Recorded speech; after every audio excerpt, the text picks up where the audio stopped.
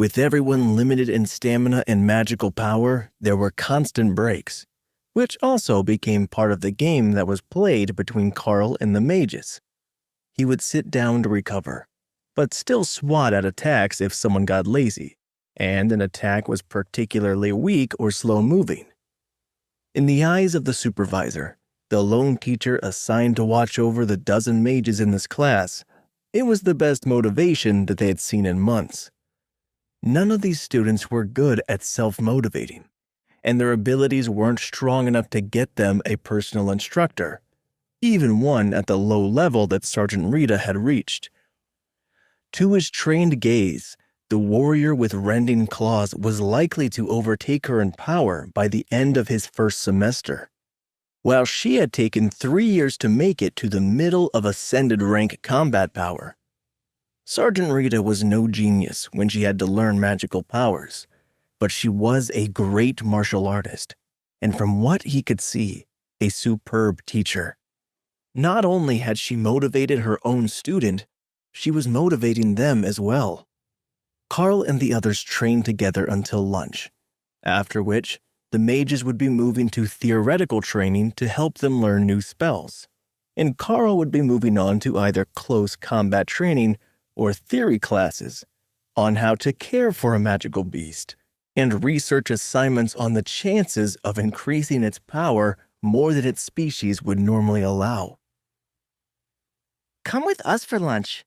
It looks like you awakened a pretty cool combat ability right from the start with the ranged claw attacks.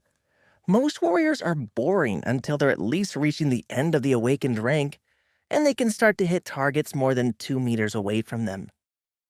One of the mages informed Karl.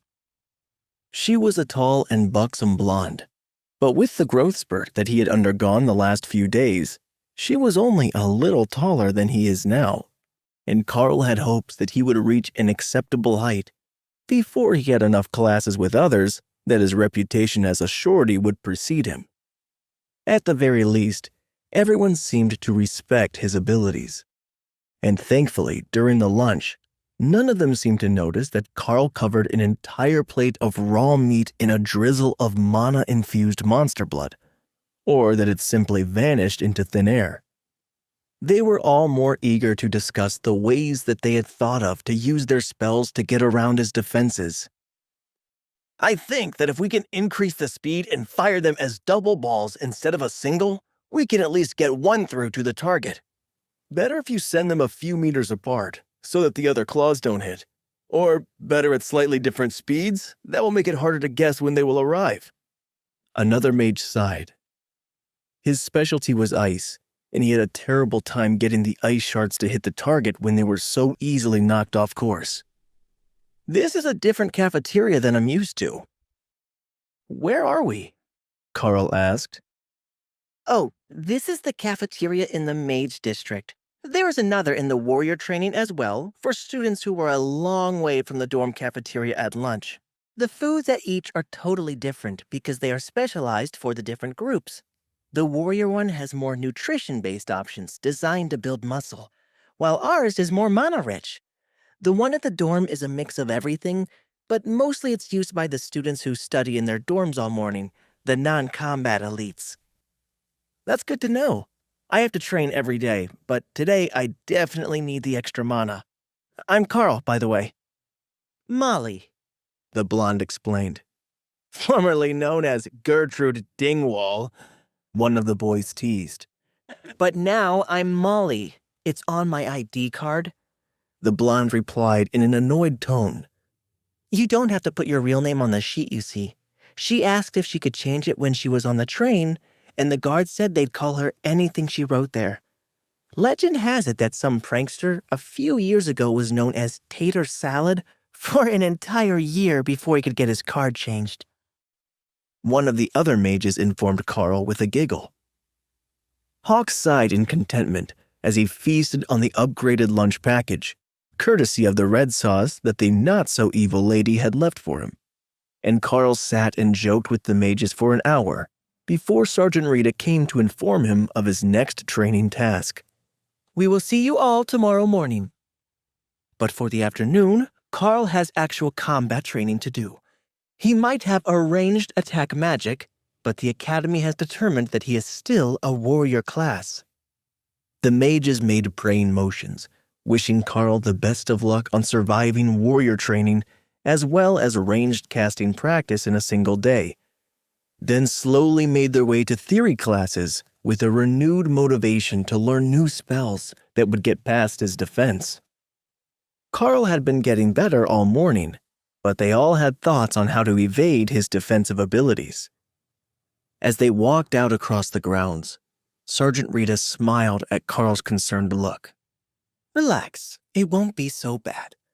We're going to the first-year unarmed combat classes. It's just basic martial arts, and most of them have very little skill. Your physique is miles beyond most of the other newbies, so you shouldn't have too many problems adapting. Plus, I brought you one more resource that I scooped from the mage class instructor. It's a memory drop, a condensed focusing spell that makes it easier to memorize things. It's not powerful magic, but it's incredible for studying. The mages get them as a reward when they do well on tests. With this, Karl relaxed a bit. Just as Rita and Karl entered the class, the small but muscular instructor in his late 40s asked them, Ah, Rita, welcome. It's good to see you back here as a teacher instead of a student. Who is this that you brought with you? Chances were he wasn't part of the elite. He was too old to have been chosen even a decade ago. But if he was a martial arts expert, he would be the perfect person to be training new recruits. They wouldn't be stronger than he was, and they knew basically nothing, unless they happened to have some special training at home, with the hope that they would be in the lucky 5% that managed to gain an affinity to mana from the injection. That was a fairly big risk to take, but some would surely have done it just in case. This is Karl. He's an agility-type fighter with a ranged magical attack that utilizes the claws on the gauntlets. It has proven quite versatile, and since it's a gauntlet-type weapon, he should fit in fairly well in your unarmed combat classes as well. Rita explained. Well, that sounds like it's a properly versatile skill set. All right, let's see what you can already do, and what you still need to learn. The instructor agreed. Karl laughed and Rita smirked. They both knew that he knew nothing, but with the enhancement that he had been getting from Hawk, at least he might not embarrass himself. The instructor noticed his uneasy look and smiled. Don't worry too much. It's unarmed combat. Just leave your gauntlets over there and we can spar a little. If you're a complete newbie, just do what feels right, and that will tell me what way is best to help you develop. Yeah, swoop down from above and break his neck. Hawk added. Not helpful. I can't fly. Karl thought back. Then jump or something, I don't know. Hawk pouted. Wait, that's not the end. You've just had a free taste. Now get the full story on the Pocket FM app, link in description. Check out our next video and playlist, and don't forget to like, share, and subscribe.